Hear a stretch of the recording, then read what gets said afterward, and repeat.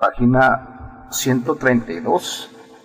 El grupo y sus conflictos. Formas y resolución de conflictos por Antonio Ares Barra. Abordar el conflicto. Nos proponemos abordar el conflicto en los procesos interpersonales de la vida grupal y organizacional, familia, pareja, laboral, social. Se trata de un fenómeno inevitable en diferentes situaciones, debido a intereses legítimos contrapuestos y o percepciones diferentes de la misma realidad. Interés y percepción.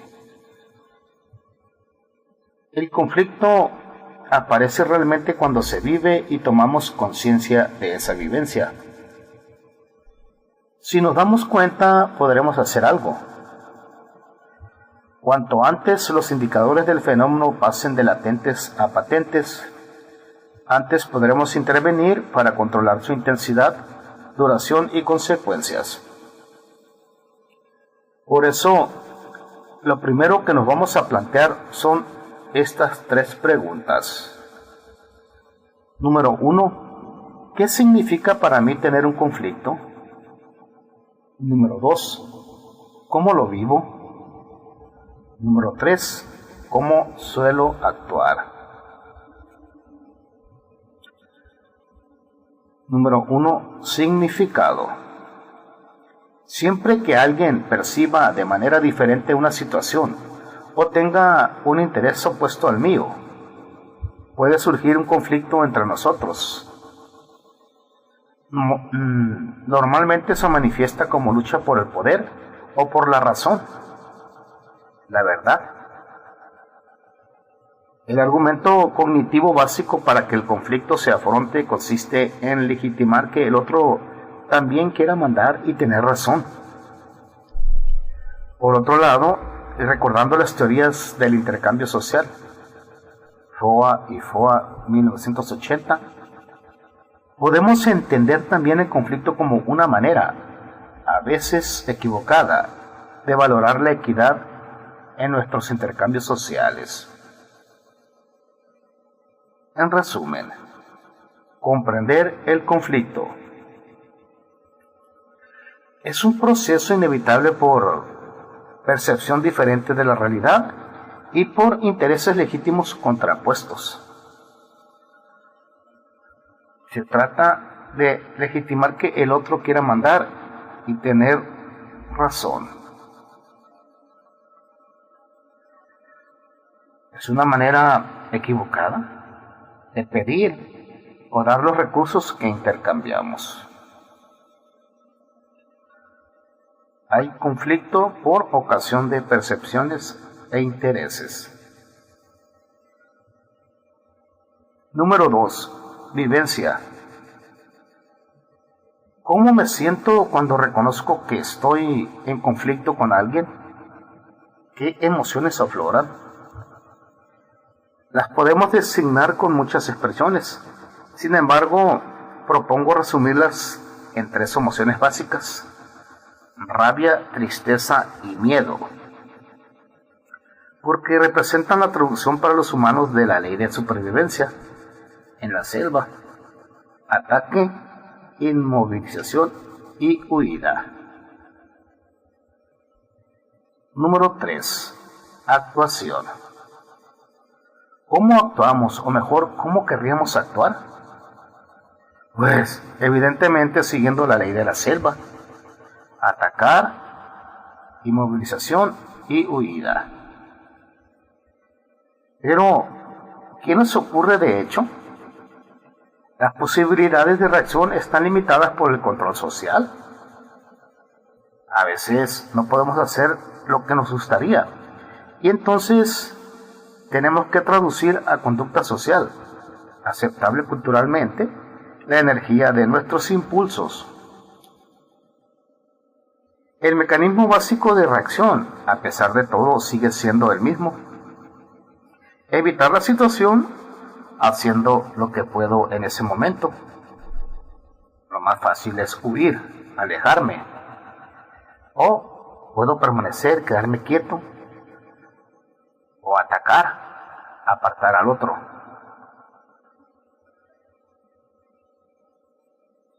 Entonces el significado es luchar por el poder y por la razón. Y la vivencia es experimentar la rabia, la tristeza y el miedo. Y la actuación es alejar, inmovilizar, apartar. Formas que adopta el conflicto.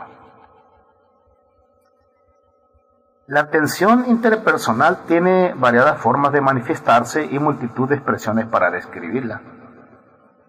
Pretendo aquí resumir toda la gama de posibilidades con 2 palabras: posición respecto al otro e intención que me moviliza. La posición superior, igual o inferior respecto al otro, se reconoce en 3 factores. Por la información, son datos que conozco. Por la opinión, es la valoración que realizo. Y por la emoción, sensación que me produce. La intención es mi interés en obtener los recursos disponibles desde una determinada estrategia. Todo para mí o nada. Equidad en el reparto, pacto o beneficio mutuo. Dejación de mis derechos, generosidad o baja autoestima. La intención enfocará mi modo básico de actuación, para cambiar o no. Mi posición respecto al otro en función de la previsión que haga de las consecuencias que estimo que se producirían. Estoy en una posición, tengo una intención, una acción y consecuencias. Pero para cada una de estas fases, por ejemplo, para la posición, debo tener información, una opinión y una emoción. Del mismo modo para la intención, debo tener información, una opinión y emoción. Y así. Una manera de enfocar la situación de conflicto consiste en hacerlo patente, dándome cuenta y, tal vez, explicitándolo al otro con la intención de que disminuya, ofreciéndose a actuar para que cambie la realidad percibida o constatada. Requisitos para actuar en la resolución de conflictos. Disminuir las consecuencias negativas de los conflictos interpersonales en la vida de los grupos requiere un cambio en la posición y en la intención de una persona respecto a otra. Reconozco mi posición y reconozco mi intención. Para que estos cambios se produzcan, debemos considerar 3 requisitos. Primero, la estrategia, y con ella prever consecuencias de los actos. Segundo, el tiempo. ¿Cuánto va a durar el cambio? El proceso del cambio. Y tercero, el objetivo. ¿Cuáles son las metas? Las metas alcanzables, las metas realistas. No podemos esperar que el conflicto desaparezca, y menos instantáneamente. Se trata de darnos tiempo y actuar para que vaya disminuyendo su intensidad. Esa disminución hay que ir constatándola con mediciones sencillas de los cambios que se vayan produciendo y comunicándonos esos cambios para ir explicitando la disminución del conflicto. Debemos ser rápidos, no apresurados, y ocuparnos, no preocuparnos, en resolver las situaciones conflictivas. Las cosas no se arreglan de manera instantánea. Acciones a emprender. La realidad no va a cambiar si no hago algo por cambiarla. Mis deseos tienen que materializarse y aún así no tengo garantizadas las consecuencias positivas de mis actos, pero sí, al invitar a una relación diferente, aumenta la probabilidad de enganchar otras zonas más compatibles en las personalidades de los interlocutores. Para cambiar la conducta hacia afuera, tenemos que cambiar nosotros por dentro. Primero cambiar nosotros. Así nuestro cambio es real y por tanto creíble. ¿No sería adecuado que el cambio fuera solo aparente? Una pantomima conductual. Un fingimiento, una simulación, un simulacro. Mire, la gente no es tonta. Es muy difícil mentir en la expresión no verbal de nuestra conducta, que es precisamente por donde se canalizan las emociones. El cambio va a requerir modificaciones en 3 áreas: cognitiva, emocional y conductual. Acciones que hay que emprender. Primero, un cambio cognitivo, para el cual ocupamos información y tener una opinión. Segundo, un cambio emocional. Modificar el humor, recurrir al amor. Tercero, un cambio conductual. La práctica del respeto y la equidad en el intercambio. Número 1, el cambio cognitivo. Búsqueda cualitativa, cuáles, y cuantitativa, cuánto, de datos. La información para tener un mayor conocimiento de la realidad, intentando, sobre todo, englobar en mis datos los que el otro posee, e informándole también de los míos. Hay que cotejar informaciones. Flexibilizando posiciones y considerando mi opinión como lo que es, una opinión, no es un hecho, y por tanto admitiendo como legítimos otros puntos de vista. 2. El cambio afectivo. Si consideráramos que la vivencia emocional del conflicto se manifestaba para atacar, inmovilizarse o huir, ahora debemos considerar las conexiones emocionales con el acercamiento y el mantenimiento de esa cercanía. Las personas queremos estar juntas si percibimos protección y no amenaza, aceptación y no rechazo, y diversión y no languidez. Son las emociones de alegría, humor y de afecto, amor, las que garantizan nuestra supervivencia personal y social, porque posibilitan el estar bien juntos. También debemos tener especial cuidado en no engancharnos emocionalmente en invitaciones inadecuadas que el otro nos propone. Hay muchas técnicas para evitar enganches emocionales. Aquí propongo solo algunos trucos. Preguntarle qué espera que yo sienta, que diga y que haga. ¿Qué quieres que yo sienta? ¿Qué quieres que te diga y qué quieres que haga? Explicitar puntos de encuentro, todo aquello que nos une en un interés común. Expresar, sin alterarse, consecuencias negativas del conflicto y o positivas para ambos de su resolución. Desdramatizar, sin ridiculizar. Responsabilizarme de mi emoción y contar hasta 10.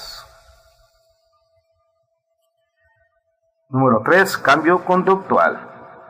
El cambio conductual nos debe conducir a una aceptación básica del otro, respetarle por lo que es. Antes que cualquier cosa, es una persona, y no por lo que hace bien o mal. Para que ese respeto se pueda producir, debemos cambiar las pautas de intercambio de los recursos disponibles entre seres humanos. Nos vamos a detener en 3 recursos: el tiempo, la información y el reconocimiento. Si cambiamos el tiempo, la información y reconocimiento interpersonal, estamos actuando en la mejora de la relación. ¿Cuáles son las pautas entonces del intercambio social? Me pide, le doy. Le pido y recibo. Es una transacción. Y cada una de estas fases, me pide, doy, pido, recibo, están los recursos disponibles, que son el tiempo, la información y el reconocimiento. Insisto en que lo importante no es solo la cantidad de intercambio, sino la calidad del mismo. Podemos analizar cómo es el tiempo compartido, el reconocimiento explícito que comunico al otro por sus cualidades o acciones, la información que pongo a su disposición de lo que yo conozco y la que solicito de él o ella. Algo muy importante: la previsión de consecuencias. Si nuestras actuaciones son adecuadas, se comprobarán cambios en la realidad percibida y o contrastada. Lo que pretendemos al actuar es disminuir la intensidad y la duración del conflicto y aumentar la efectividad, los logros y la afectividad, la estima.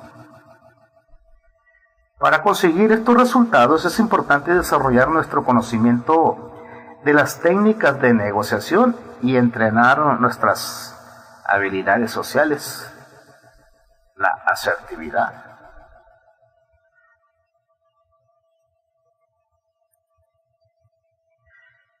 Ficha resumen.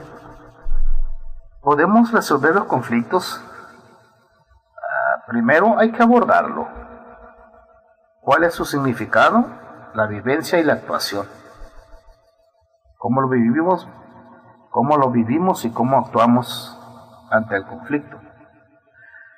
Una vez abordado, hay que entenderlo. ¿Cuál es mi posición en el conflicto? ¿Qué información tengo? ¿Cuál es mi opinión y cuál es mi emoción? También, ¿cuál es mi intención? ¿Cuál es el enfoque que le doy al conflicto? Siguiente fase: requisitos para actuar. Tener una estrategia, tener tiempo y un objetivo. La cuarta fase: ¿qué acciones voy a emprender?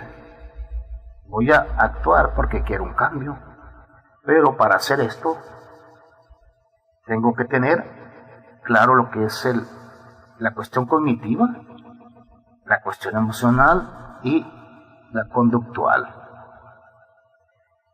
Y la fase siguiente es la previsión de las consecuencias. ¿Qué es lo que voy a provocar con mis actos? Lo que se procura es disminuir y aumentar. Disminuir el conflicto y aumentar los logros. Para cerrar el ciclo hay que comprobar las consecuencias.